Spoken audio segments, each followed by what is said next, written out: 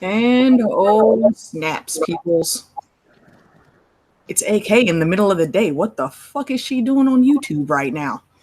Well, AK had the day off and she's got some thoughts. Some thoughts about this last episode. And I'm joined by the one and only Lauren Cullen. We might possibly have a guest come in later. I don't know. But Lauren, say hello to the folks.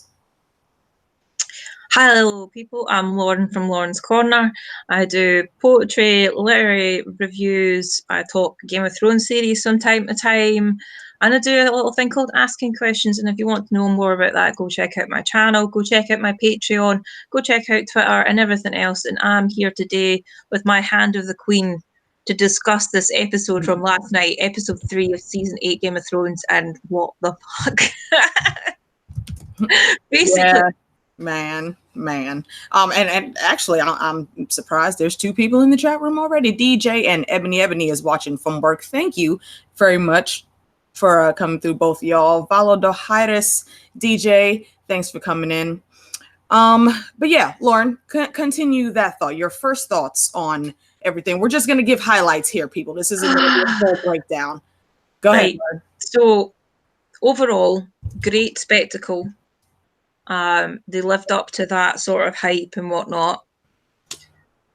Story-wise, I'm not entirely sure because I've been self-reflecting on the fact that I didn't like the episode overall. But I think that might also be due to we've had 2 years gap from like the last season. And we've all been highly expecting things and going by theories and stuff like that. And last night, pretty much everyone's theories just got blasted out the damn water, like that doesn't exist. Like, poor Kyle last night on Gemma's stream was saying that he's like, the hate's going to increase now. Like, the linear amount of hate on comments on everyone's videos are just going to go up.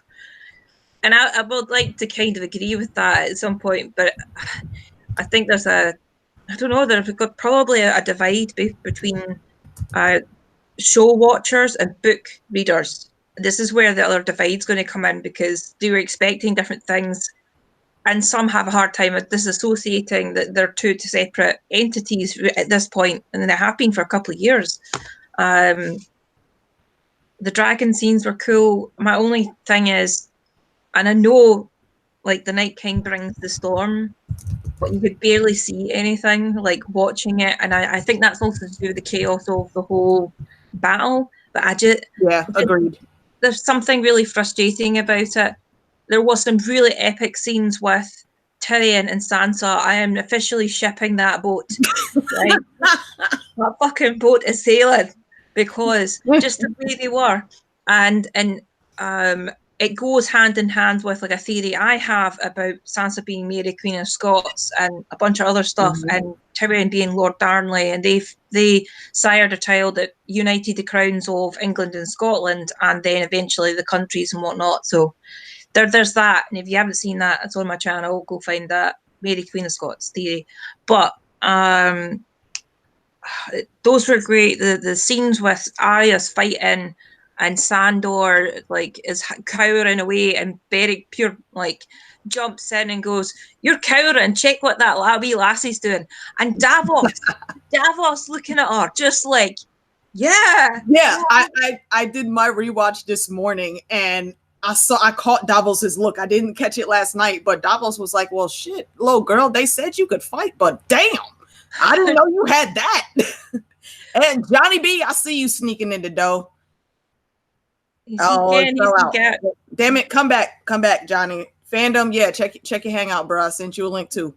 Awesome. Well, hopefully we're going to be joined by some guests here, folks. This again is going to be quick. I'm going to try to keep it around a half hour, maybe 40 minutes, just to get our initial thoughts out there, because this woke me up early on a day off, and y'all don't know how significant that is. If I have a day off from work, 12 o'clock right now, I'm still asleep.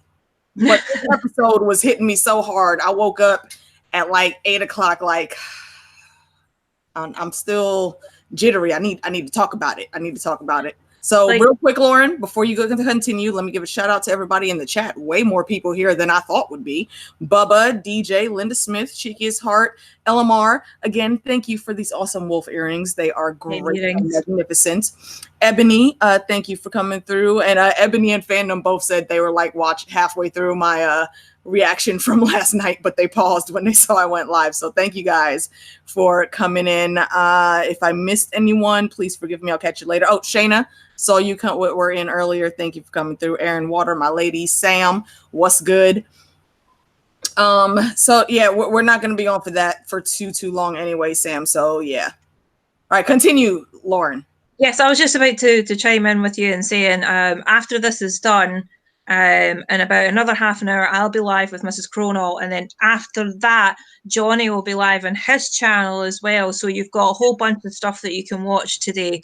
We're going to be just keep discussing this episode because it's going to be a very controversial topic to some people. Mm-hmm. It's a mix of hate or total love, but I think that's a divide between show and book watchers. Saying that's me just guessing.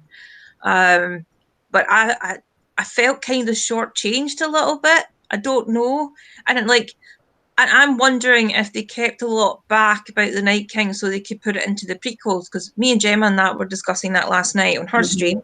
And maybe the same with Melisandre, because they seem to be very much intertwined with each other, very linked. Right.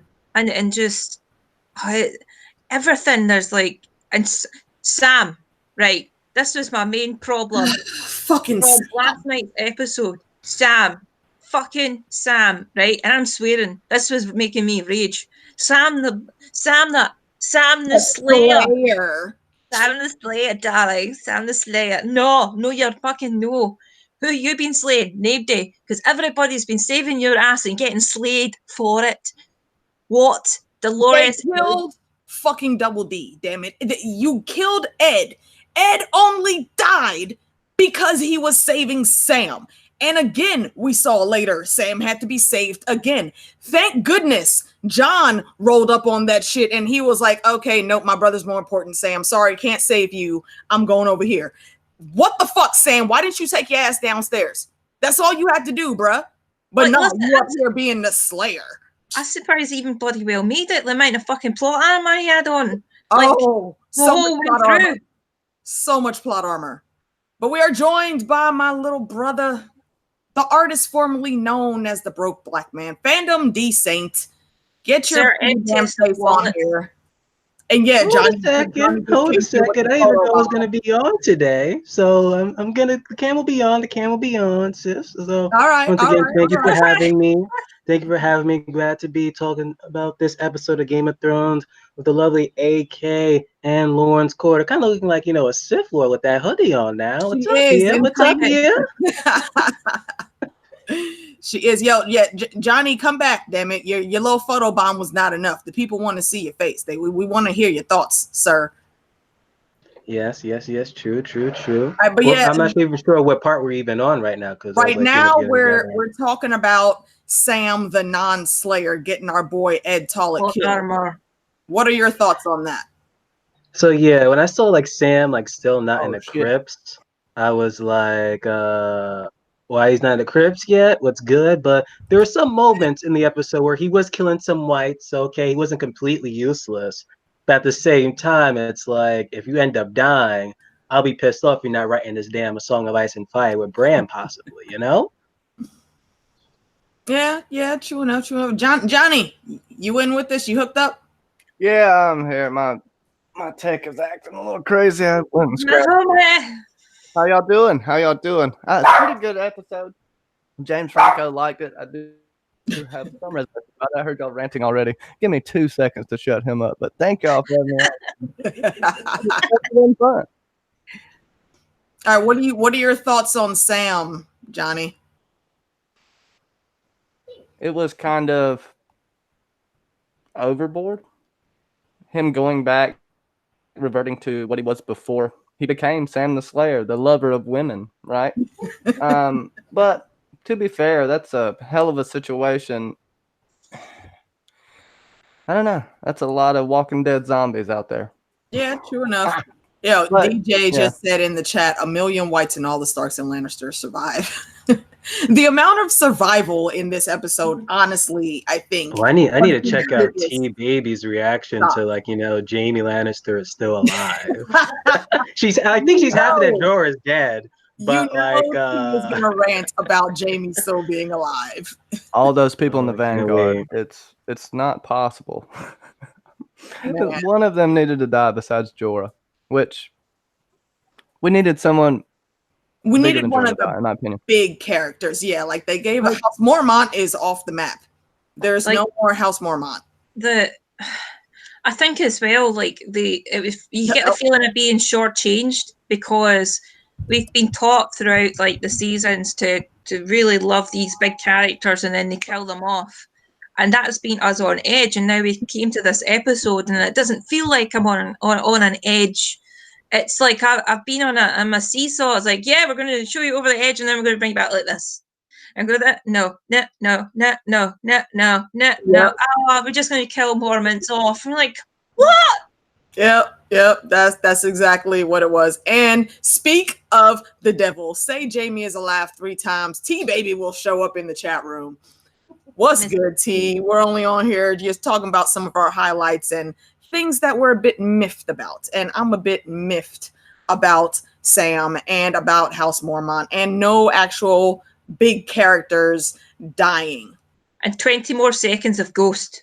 Yeah, and like, where the hell is he? Fucking copy and pasted in.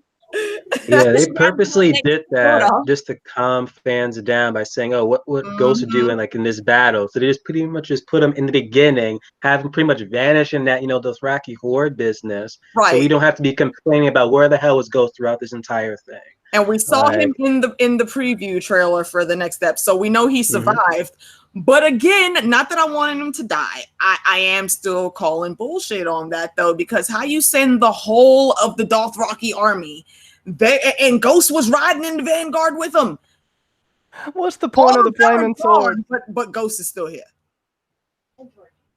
And Jorah came back. How the fuck did Jorah survive? He should have died there. You were right at the front. Remind me of Return of the King, where I forgot his name, Boromir's brother, and these other Gondor Knights. There we go, going out in the same way. Only one came back. Yeah, I did that reference there. No, I mean, okay, Melisandre, cool as shit. Let's light all the swords on fire. But you've never shown us you can do this throughout the whole show, so there's nothing to indicate that you're just going to show up and poof. She didn't unlock her firebending powers, Johnny. It takes time, man. Whatever, man. We need a montage. Right? She went to the Red Priests back at the base camp in Ashai, wherever the hell they originate, I forget. But I went and got like a supercharge for her necklace. Right, and came back, and she was the fiery hand, not the army that we were expecting. See, the Dothraki were the fiery hand, right? I think another thing I'm pissed about. Where the fuck was the Fire Nation? Damn it, Melisandre. Why? It was cool seeing what she did, but why didn't the fiery hand get involved? I also think that she actually lit up those arcs, right? But not for purpose of them lighting the way. They were going to be the outright sacrifice that helped sway the turn of the war, because they're at the front, and I can't help but notice a slight racial thing going on as well when I was watching that, because you had the Dothrakis here at the front. They were all going to be dead, like that. Yeah. Got your the Unsullied here, and it's only Grey Worm that survives. Yeah. Yeah, right. And he ran away too, kind of like a little bitch at one point. And T-Baby, she gave them plot armor. Yes, she did. So much plot armor. And what's good to all the new folks that have joined us in the chat over the past few minutes? My girl Mackenzie Burns is in there. Peter Griffin, Sean Land, T-Baby joined in. Jordy Jedi is in, and everybody else. Thank you guys for coming through for our little short stream here.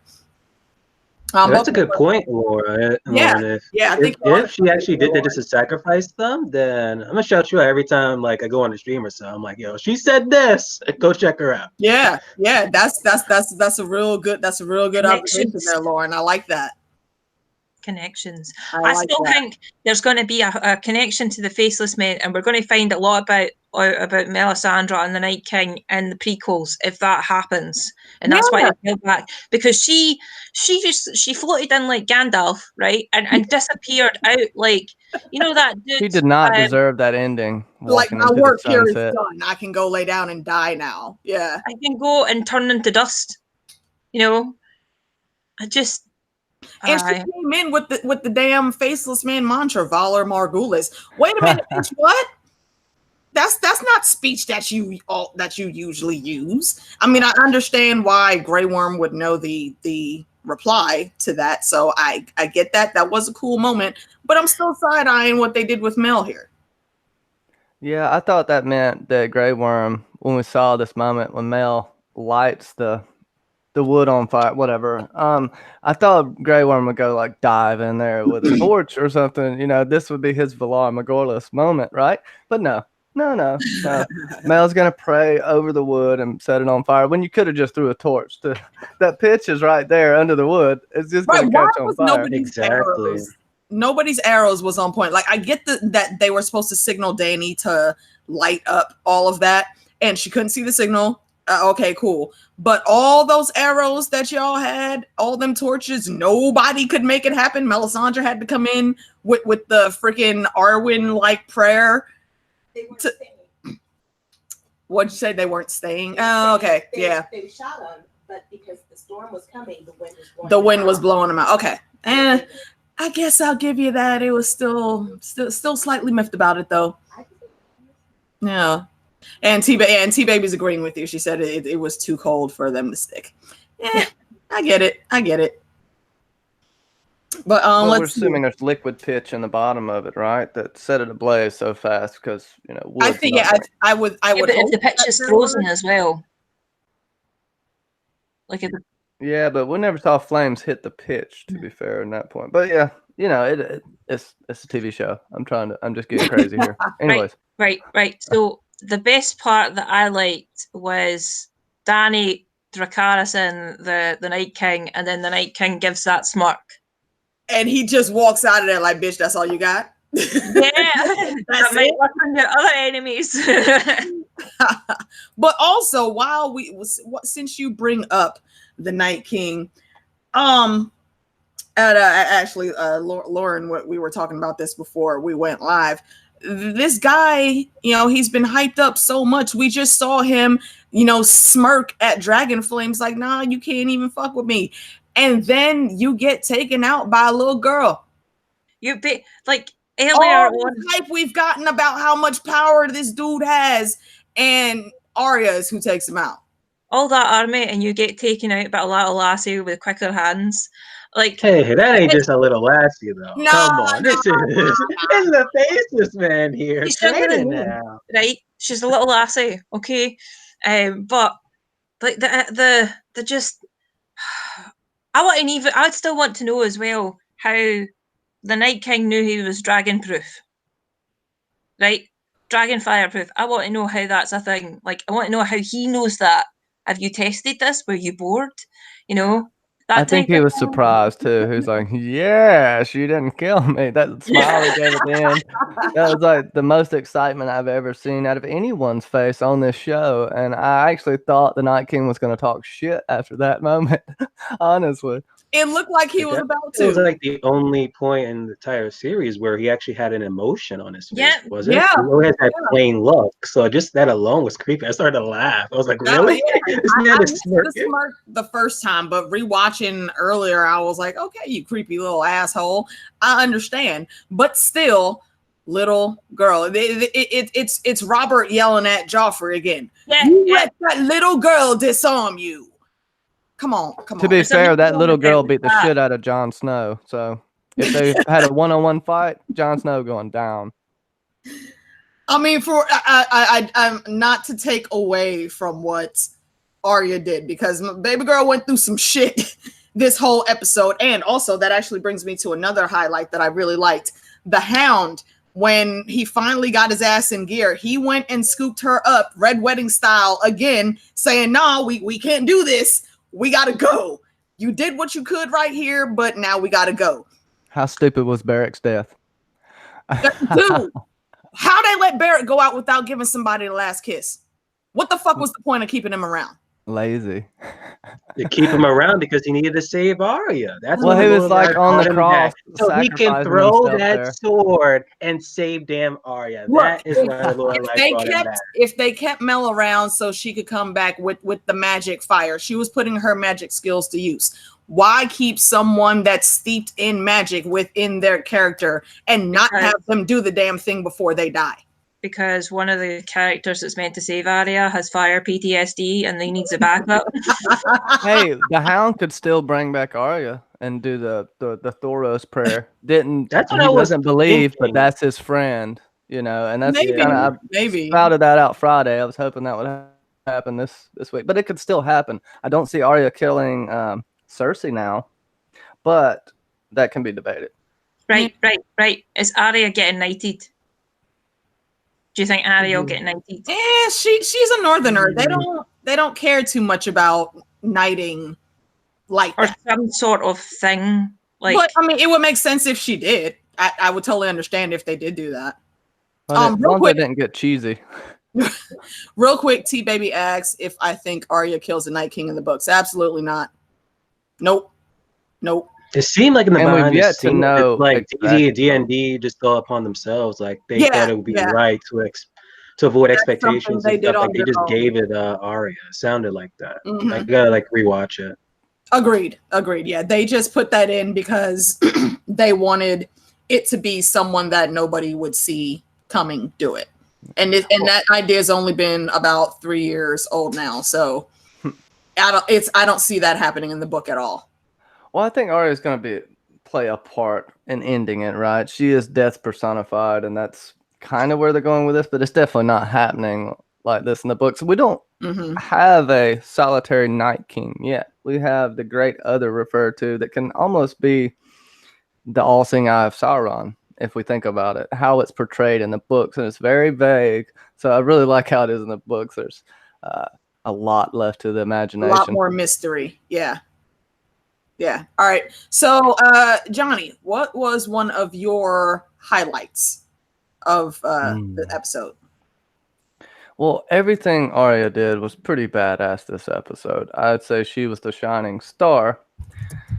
But I would say the Moonlight Dragon shot. That was stunningly beautiful cinematically. I do have a real problem with not being able to see any damn thing in the episode. Not the snowstorm, but they made it so blurry. It's like, you want to have lazy video editing and CGI, just make the whole screen blurry. It's a snow blizzard. You're not supposed to see it. No, even before that came, it was super blurry and very dark. You know, where you can't see anything. Yeah, it was hard to keep track of people. Like you can, it's like they should have used better quality cameras. Do you know what I mean? Like IMAX cameras or something like that to make it. I don't know what cameras they used, but it didn't. I don't know. Maybe everything was just too fast paced, and it does come out a bit grainy.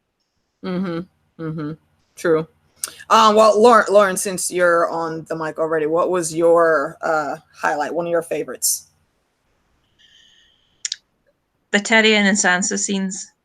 I absolutely adored those, especially when they were talking about, like, Tyrion was like, "Oh, we should have stayed married," and then she was like, "It would never work out between us. But if it helps, you were the best of them." And he just totally laughs at her.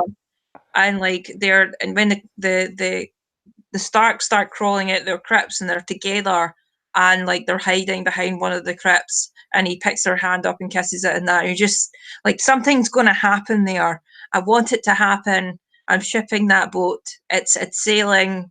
You know, that's definitely got to happen. Yeah, that's set up for sure. But but the hand switch with Arya on the Night King, and Theon as well.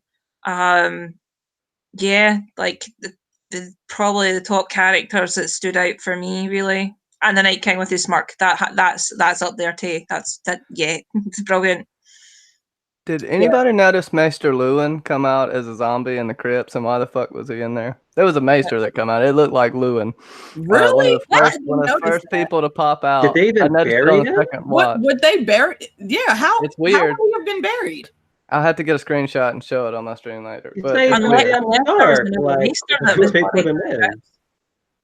It's just like this glancing shot of one of the first people to come out, and they have a Maester's robes on, and it looks like bald-headed Lewin. It's weird. Not every bald-headed dude is Lewin, man. No, but why would there be a Maester in the crypts anyway? Right. That's like rewatch it then. Yeah. It'd be strange. All right. Real quick before I give the mic to you, BBM. Shout out to Justin Thompson just came in. Appreciate you stopping by. Y'all go check out his channel, Top Shelf Fandom. He's got some excellent content on there. He's one of my faves in the community. And let's see. I thought I saw a question earlier. Oh, DJ asks, will Jon tell Sansa and Arya who he is? I personally think he will. I'll get everyone else's thoughts on that in a second. BBM, go. Some of your top highlights of the episode.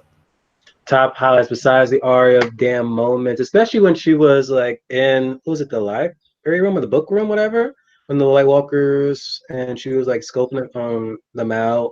At one point I thought there was gonna be like step like Assassin's Creed like stealth kills moment where she just like stealth kills every single one of them, but no, that didn't happen. Instead we got, you know, blood coming down, and then suddenly the White hears that. I'm like, damn, really? Can you actually hear blood even drop within that room? It was just that quiet.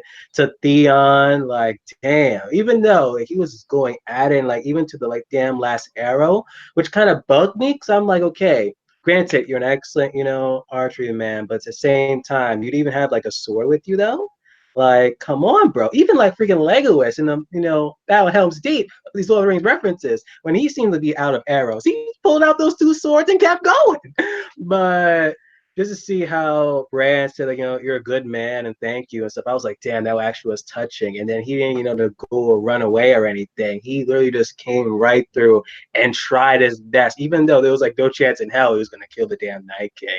You know, I just do a truly applaud freaking Theon for that. Who else? Jorah, fighting to the last breath to defend Khaleesi. I'm tempted to go buy a Jorah Funko Pop, honestly, but it's like he's like around $45, and I just can't. It's just a little bit too much for my blood right now. It's too much. Hopefully they like redo a mold so I can buy him like $10 or so. 45, that's just too much, and it's probably gonna go even higher now that the character is dead. Always Sir Emptiest of Wallets, aren't you? Exactly. I'm trying now. And like, who else? Lyanna Mormont. Like, damn, that white giant just came out of nowhere, just whacked her. I'm like, damn, she dead. And she even like killed like any other white until that moment. So I'm like, wow, really? And then when she came back and charged, and interesting, to that same moment when she was charging at that white was when Beric was like, dude, snap out of it, man. How people have pretty much more balls than you, and they're actually fighting, and you see her pretty much charging in. And I really thought it was gonna be like some type of Attack on Titan moment where the white giant has to just munch on Lyanna Mormont, but no, last moment she goes in and kills, and I was like, bravo there. And that actor is supposed to have like one scene, and see how they just expanded on that alone. It was excellent. Yeah, so one scene, and this was her first acting job ever, and I think she nailed it out the park. Little Bear went out like she should have. I saw, you know, this is the daughter of Mage Mormont. She personified her and honored her mother's memory here in this death. I thought it was awesome. Sad she had to die, but you know, I get it. I honestly expected more deaths. I don't think there were enough, but I did definitely love Theon's ending. Theon, you still fucking deserved it. But kudos to you, young man. I appreciate how they sent him out. I really do. He came through. He had one job and he did the damn thing. He did. So I appreciated seeing that. My girl Arya, of course, y'all know Arya's been my favorite since, you know, episode 1, book 1. I've loved that little girl. She was in there giving them the fucking business, boy, and it was great. I mean, her scenes with the Hound and Beric, I really liked those. And even though I still am miffed about it, and I think it was cheesy, how, you know, she got snatched up by the Night King and then she made that final stab. It was cool to see, and it was just like we were thinking, you know, like vampires. You take out the head vampire, everybody else under him falls, and she basically ended the war. I love how she just came flying out of nowhere and literally flying, and just like he catches her so on point on the throat, and it's just like, well, this is perfect. Dude, I screamed. Just the sheer grace of how she just boom, like flew out to him. Just absolutely brilliant. I feel like Jon out-debated Viserion, and you probably can't see this because the episode's so damn dark, but it's a maester. I don't think it's Maester Lewin, but you can tell the maester's robe on there. Makes no sense when you look at it. Yeah. But it's so damn dark in there. I think they just did that on purpose so they didn't have to have the details perfect. Unless it's like a Stark maester. I don't know what happens to the maesters. Yeah, didn't they have a maester there? Possibly. So maybe it was him and he got killed, but he got raised in like the second wave. Either way, a first man shouldn't. That dusty though. A first man shouldn't have a maester in their crypts. You wouldn't think. Yeah, exactly. Interesting. Shout out to you guys. Bubba was a Stark, and he probably just buried him there. Bubba Husky in the chat just said, "Where the hell did Arya fly in from? Was she?" And that's valid. Was she like in a tree somewhere? On some branch that nobody saw when she took that leap, because he was literally in the middle of the Godswood. He was in the middle of the Godswood. Where the fuck was she? How did she even get there without anybody seeing her? Quick as a snake, quiet as a shadow. She ran past Craster's son. You saw the hair move on his head. You know, she stayed in the shadows, kind of like how she was in the library. I can suspend my disbelief for that. There's other stuff I can't though, but yeah. Right. So hold on. Right, I was thinking about this earlier. Right, so all that and one stab to the gut is all it takes to kill the Night King. But Arya gets stabbed in the gut and survives. Hota gets stabbed with a tiny pishy knife in the gut and he dies. I'm sensing a theme here. Well, Arya Hota got hit in a pressure point. No, I have no idea. Shut the fuck up, Jon. You know what? That actually is something to be pointed out. That's kind of hilarious. I mean, granted, they're not ice, so if you know the Valyrian steel touches them, it doesn't have that effect. But still, damn. You got taken out by a little girl, bruh. Oh, what's good, Catherine? Miss Chronos in the chat room, folks. Okay, so let's move along so we can wrap up here. Dislikes. BBM, I'm going to toss it to you first. What is like your number 1 through 3 or 5 dislikes of the episode? It's really probably like maybe 2. 1, I'm kind of forgiving. It's not that many major deaths. At the same time, this is the Battle of Winterfell against the Army of the Dead. So I would expect at least 2 more, maybe 1 Jamie or Brienne may bite the dust, hopefully, but it's mainly Grey Worm. It's like, you've been hyping up this dude to die for how long now? Since season 7, once he slept with Miss Sunday, I thought he was going to die that season. No. Thought that he was going to die next episode when he was like, oh, I want to take you somewhere. And it's like, ain't that pretty much, hints that you now have to kill him? So I'm guessing maybe in the battle against, Cersei or Euron, if he's going to be there, he's possibly going to die. But in episode 6, Grey Worm's still alive. What the fuck? He got that Walking Dead plot on him and Tormund. I thought Tormund was going to die in this episode. Still didn't have him. I'm like, all right. Still have, what? Tormund's got a few more jokes. Coming. Still. Thought he was going to say he had to sleep with Brienne, but and a story. But the other one is that Jon versus the Night King didn't happen. I was expecting a sword clash more when Jon was creeping up under back of the Night King. I thought Night King was going to turn around, at least draw a sword or so, but instead he does again the raising of the hands. I was expecting that moment to happen as well, but still, I was still expecting like a clash between Jon and Night King. And again, I see Dan and Dave wanted Arya to kill the Night King, But he still could have had like some sort of clash where just when he thought that Jon was about to go kill the Night King, he then would have raised his arms, and then he would have watched like the army people, the corpses rise. So that could have still also been efficient, but we didn't get that. I was disappointed. Yeah, agreed on that one, definitely. Why hype up this prince that was promised and you did fuck all with it? That doesn't make sense. But before I go into my rant, Lauren, go ahead. What are some of your dislikes about the episode? Leading off from the emptiest of wallets here, I really wanted to see Jon like being up so close to the Night King. At least shout at him something like, "What do you want? What's your name?" So like just some sort of interaction to see if we can get some verbal kind of contact. It might not have to be fully fledged, but just something. I mean, as much as I loved the Night King smirk, I'd want that. And when they were facing off, and the Night King did his little arm raisey thing, like he's whipping his fucking enlarged fucking scrotum about.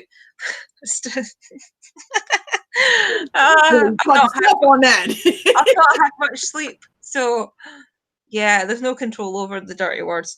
But anyway, he was so lackadaisical about it. It was not just a straight up everyone's flying at Jon. There was none of that. It was a very lazy, just there was no kind of oomph there. It was like, yeah, we know you got powers. We know you raised the dead. Look, I'm raising your other people, but I'm just going to saunter all the way back here for just now. While like you guys just kind of slowly, like the Night of the Living Dead speed, like walk towards Jon's. No, that really messed that really peeved me off. Sam, sweet Sam, not the Slayer. Aye. What else? Ghost. That whole 20 seconds of Ghost copied and pasted in. Like he got scared when the fire was lit up. He's like, sorry, I've been weird. I'm out of here. Oh goodness. Are you is that your yeah, I'm done. Yes. All right, go ahead, Johnny. Some of your extreme dislikes for the episode. Well, y'all have hit the nail on the head. I'm sure there are many people giving this episode a 10 out of 10, but that's not me. Even though I did enjoy the episode, the visuals, you can't see any damn thing, so we have to run it through a video editor to even watch it in full scope. So shout out to a few people in the chat that have said that. Planning. They've planned this out. Okay, you don't know that there are bodies in the crypts because you haven't seen the Night King raise any dead, and that doesn't happen. Two, why not make the trench just a little bit wider? It's just wide enough for one body to get across. You've seen them make bridges with bodies. How do you not see this coming? Why in the hell are you sending the Dothraki out a mile away to die? Just to die. Like, you got to know that they weren't going to be able to do anything against that army. Jon has seen this. I thought they were going to go in a wedge, and then the other army is going to envelop the outside of the Night King's army. That might have been a better way to go at it, but I don't know. It seemed like he had the whole damn thing surrounded. What the hell are the White Walkers for? Why are Craster's sons even there? Are they just his entourage? This is bothering me. The more I even talk about this, it's really starting to get to me, even though I still enjoyed it. But I'm going to stop raging too much of a top shelf stuff. Oh, Justin, you're killing me. Son, be good, son. That's my Twitter son, if you didn't know. And his mother in the chat, my Twitter wife, Mackenzie Burns. That's hilarious. There's a few things there. All in all, I still enjoyed it, but I feel like, to BBM's point, we should have stretched out the long night. The end of the world should have taken just a little bit longer. I feel like they should have retreated. We didn't get anything from the tunnels escaping Winterfell that Maester Lewin talked about. We didn't get anything that seemingly has been set up the entire time. Except maybe for Arya, even though the blue eyes could be any damn body, and I just find them, they just use that. I think in the end, like AK said. Other than that, I'll shut the hell up. Yeah. I do agree with you on 2 points. It's like, again, we had the White Walkers there, and it's like they really didn't do anything this episode. I was hoping like Joe was probably gonna fight one, Brienne was gonna fight one or so, but it's like they were just there. And as well as the Crips thing, it's like I was hoping that at least, in the Walking Dead style, maybe like some will get through the door one by one, will like enter the crypts or something. And then maybe we get like Sansa actually doing something, to stab like each and every one of them one by one or something. But if they knew that the Night King raises the damn dead and you put them in the crypts, come on now, put 2 and 2 together. It's clear as crystal. Something bad will inevitably happen. See, I actually think that links in with the theory I have about the crypts actually being a bunker and that it was repurposed to be crypts.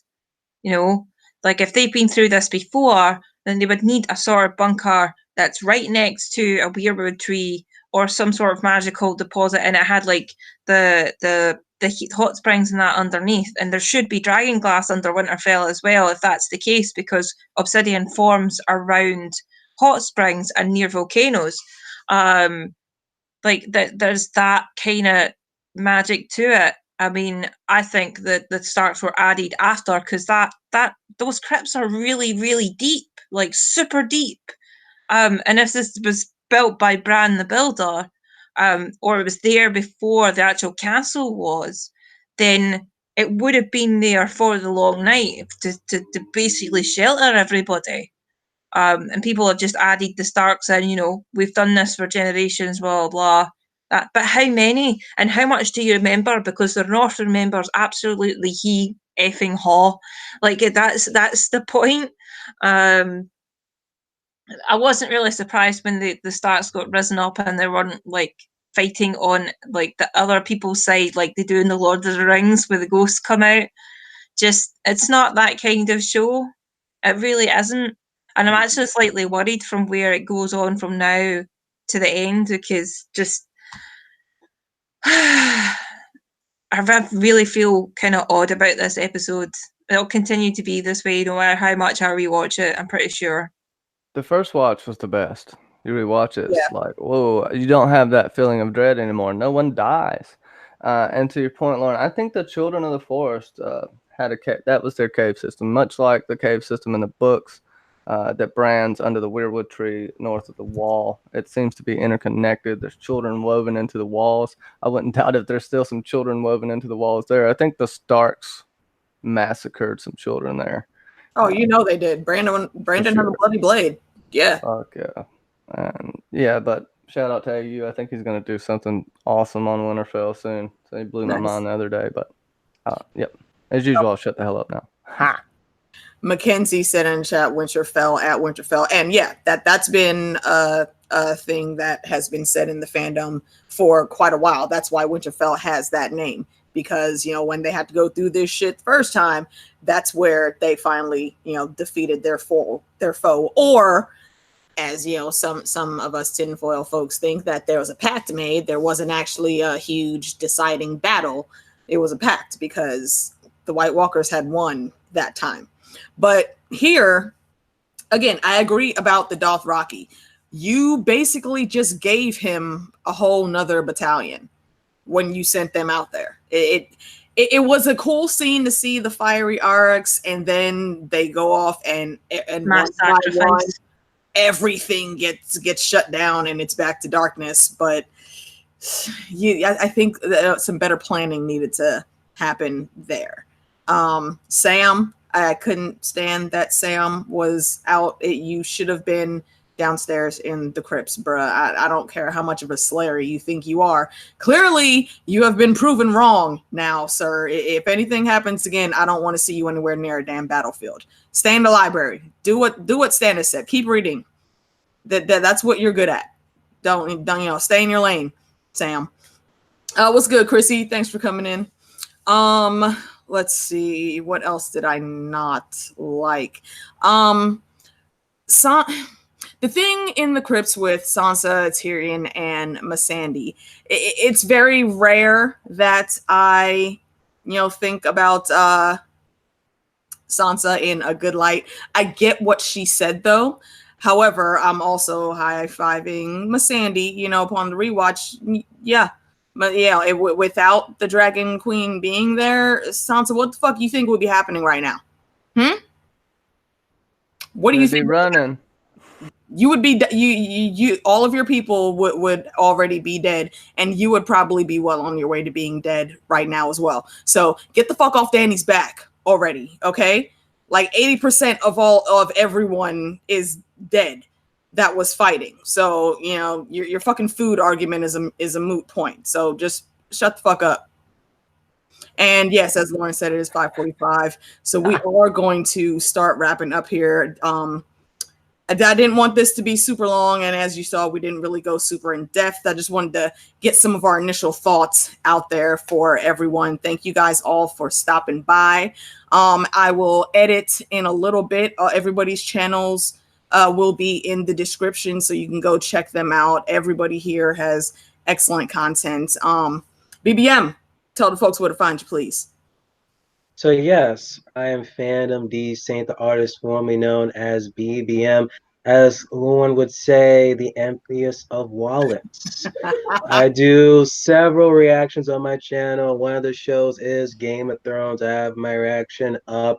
And speaking of reactions, I'm literally in the middle of AK's reaction. I love it. Literally, you can see how intense she is when her West Indian accent is hard within the first hour. I'm just like, damn, is that intense? Because you really sometimes hear it. Man, it comes out. I can't help it. I was watching live and I had her screen up as well, so I was like, I'm watching like Game of Thrones and quickly flicking back to see her face like that. It's absolutely like Ed death, the Liana death, like, oh my gosh, it's crazy. Right now, I just paused it before coming on here. It's like when Sandra and Arya have their talk. So I'm about to resume that after your live stream. Oh my gosh. I keep on seeing people in the chat, so my mind probably just switched to Sandra. Well, no, Sandra, there we go. But yeah, after watching Lauren's live stream, I probably just hop back onto that reaction. So it was getting pretty good. But once again, thank you for having me, AK.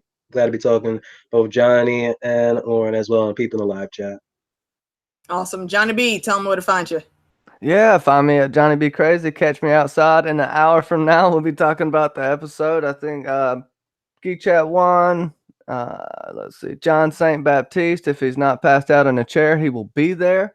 And then Mackenzie Burns will be on the panel as well.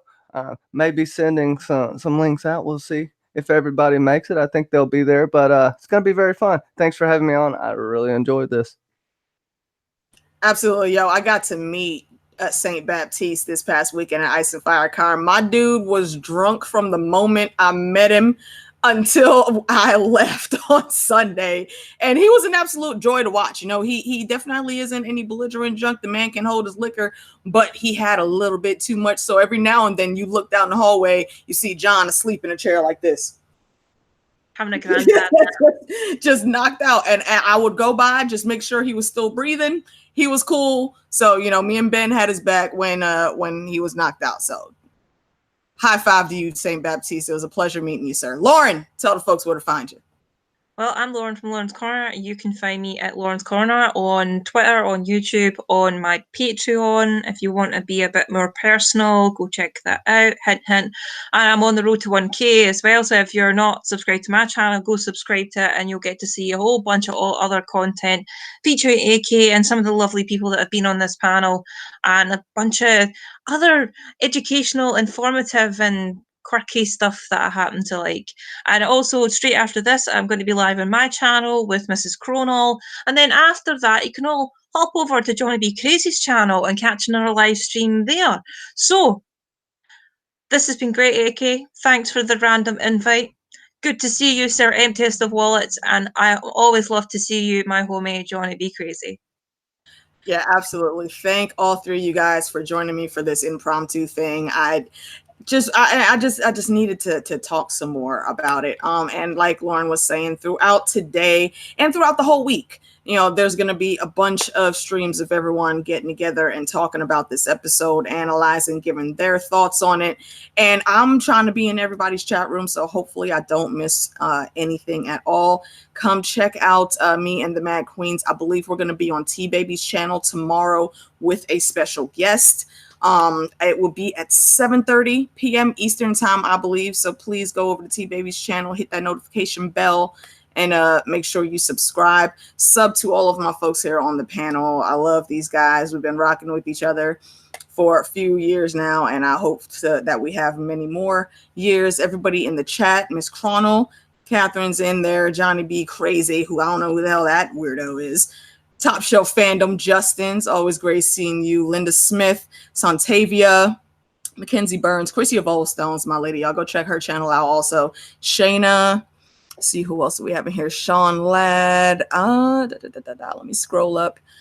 Jordy Jedi was in earlier. Bubba Husky. Cheekiest Heart was in. Linda Smith, Aaron Water, my lady T-Baby was in earlier. Lola Lane. If I forgot anyone, I apologize. I can only scroll up so far in the chat room to see everybody's names. Thanks for joining me, guys.